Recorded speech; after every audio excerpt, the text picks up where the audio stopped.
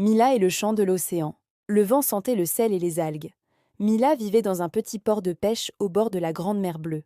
Chaque matin, elle se levait avant le soleil pour aider sa grand-mère à préparer les filets. Ensemble, elles descendaient au quai, et pendant que les hommes chargèrent les bateaux, Mila ramassait les coquillages et les morceaux de verre poli que les vagues déposaient pendant la nuit. Elle les rangeait dans un grand bocal sur sa fenêtre. Pour elle, chaque coquillage était une oreille de la mer, un secret chuchoté par les profondeurs. Mais depuis quelques semaines, la mer ne chantait plus. Le vent s'était tu, les vagues s'étaient calmées, et les pêcheurs revenaient de bredouille. On disait que les poissons avaient disparu. On disait même que la mer dormait. Mila, elle, sentait qu'il se passait quelque chose. Une nuit, alors qu'elle rêvait de dauphins et de lumière, un son étrange la réveilla. Ce n'était ni le vent ni la houle. C'était une note pure comme un murmure de cristal. Elle se leva, sortit sur le quai et vit une petite lueur verte briller au loin, sur l'eau noire. Sans réfléchir, elle prit la vieille barque de son grand-père et poussa du pied. La mer semblait l'attendre. Les rames glissaient sans bruit. Plus elle avançait, plus la lueur grandissait. C'était une sphère lumineuse, flottant juste au-dessus de l'eau. Quand elle approcha, une voix douce dit « Mila, fille du rivage, l'océan t'appelle. Son cœur est prisonnier du silence. Tu dois descendre là où la lumière ne danse plus. » La sphère se posa sur sa main et s'éteignit, laissant une écaille d'argent. Le lendemain, Mila montra l'écaille à sa grand-mère. Celle-ci pâlit. C'est le signe de Thalassa, l'esprit de la mer. On dit qu'elle n'apparaît qu'à ceux qui peuvent l'aider. Mais attention, Mila, l'océan est vaste et jaloux. Mila hocha la tête. Elle ne savait pas ce qu'elle devait faire, mais elle savait qu'elle devait essayer. Elle prit un sac, un peu de pain, une gourde d'eau et le vieux compas du grand-père. Elle attacha ses cheveux et dit « Si la mer dort, je la réveillerai. » Au port, le vieux marin Karim la vit s'embarquer seul. Il secoua la tête, puis soupira. « Laisse au moins que je t'accompagne, petite. La mer n'aime pas la solitude. » Mila accepta avec gratitude. Karim connaissait les vagues comme on connaît les rides de sa propre main. Ensemble, ils levèrent l'ancre à l'aube. Le ciel était rose et gris, la mer d'huile. Aucun oiseau, aucun poisson. Seul le bruit du bateau brisant la surface. Ils naviguèrent 2 jours et 2 nuits. Le 3e matin, la mer changea de couleur. L'eau devint turquoise, puis d'un bleu profond presque noir.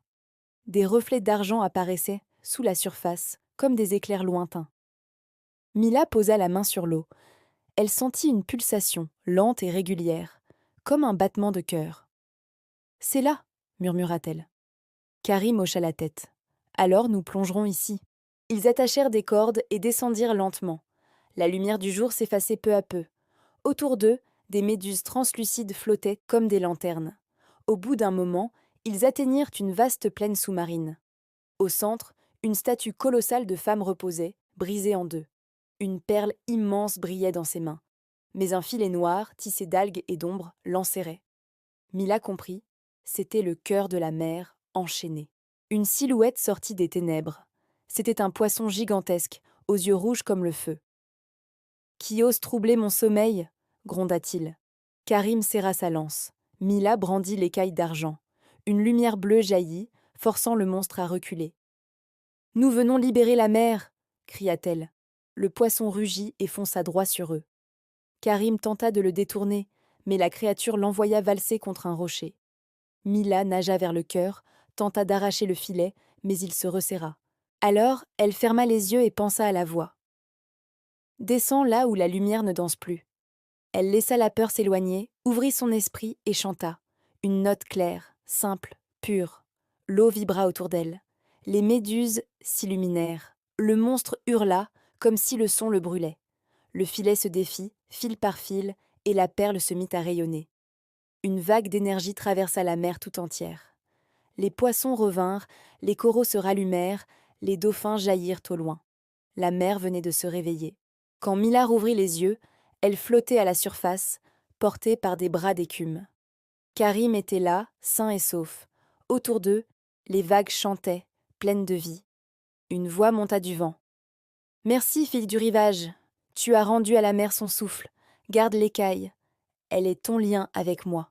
Tant que tu croiras, je chanterai. » Ils rentrèrent au port au coucher du soleil. Les pêcheurs n'en croyaient pas leurs yeux. Les filets débordaient, les mouettes criaient, le vent dansait. La grand-mère serra Mila dans ses bras, les larmes aux yeux.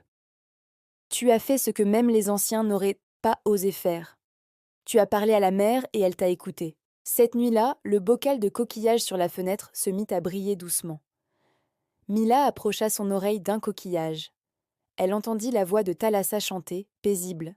Le chant disait « Chaque vague garde ton nom, chaque marée ton courage. » Les années passèrent. Mila devint une grande navigatrice. On disait qu'aucune tempête ne pouvait l'emporter, car la mer elle-même la protégeait. Et chaque fois qu'un enfant du village posait un coquillage contre son oreille, on pouvait entendre au loin une mélodie, douce et claire, comme le rire d'une fille qui avait osé parler à l'océan. Et parfois, quand la mer semble trop calme, les anciens murmurent « Écoutez bien, Mila chante encore. »